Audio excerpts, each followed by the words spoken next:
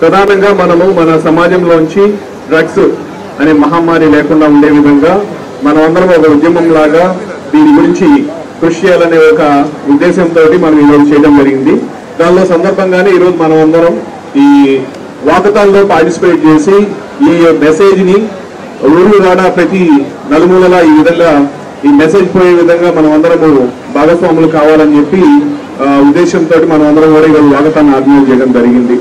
So ఈ drugs యొక్క ప్రభావం సమాజం మీద ఎలా ఉంది, దాన్ని సమాజం నుంచి ప్రారంభమయ్యడానికి మనము ఏ విధంగా కృషి చేయాలనేది మీ అందరికీ చాలా కాలేజెస్ లో కావచ్చు, స్కూల్స్ లో కావచ్చు, ఎప్పటికప్పుడు పోలీస్ శాఖ వారు కావచ్చు, మిగతా డిపార్ట్మెంట్స్ మీకు చెప్తూనే ఉన్నారు.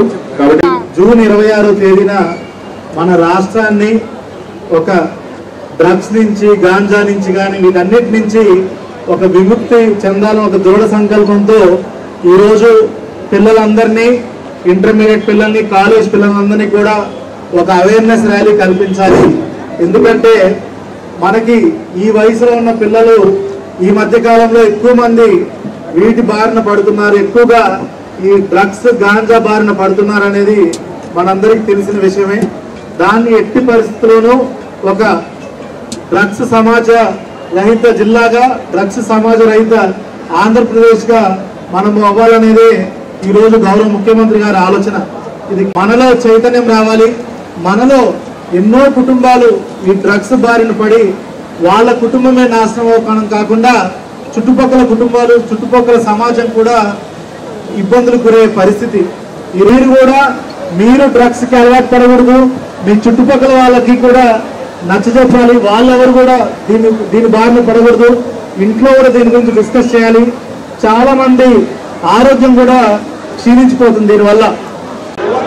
ప్రతి దేశానికి శక్తి కేంద్రం, పురోగతికి ఎంతగానో అవసరం.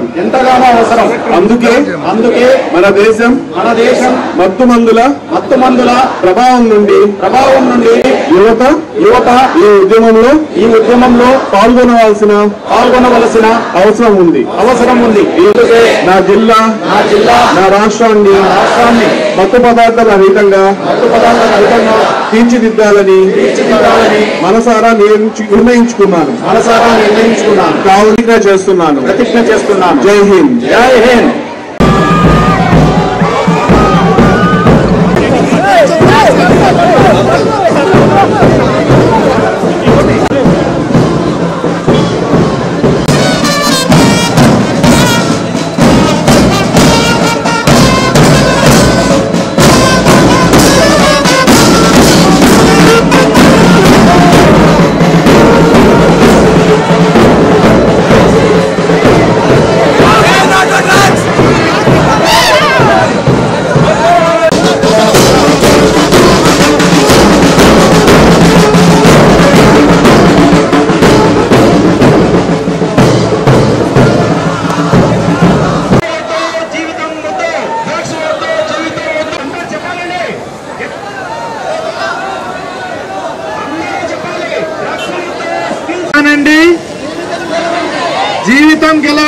జీవితం గెలవండి.